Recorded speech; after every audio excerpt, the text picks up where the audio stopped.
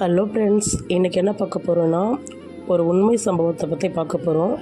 நான் கல்யாணத்துக்கு முன்னாடி ஜெராக்ஸ் கடையில் வேலை செஞ்சுட்டு இருந்தேன். என்னோடய தோழி ஃபேன்சி ஸ்டோரில் வேலை செஞ்சுட்டு இருந்தாங்க. அவங்க அன்றைக்கி கடையில் கரண்ட் இல்லாததால் ஜெனரேட்டரை போட்டு வேலை செஞ்சுருக்காங்க. பெட்ரோல் கவனிக்காமல் அங்கேயே பக்கத்தில் வச்சுட்ருக்காங்க.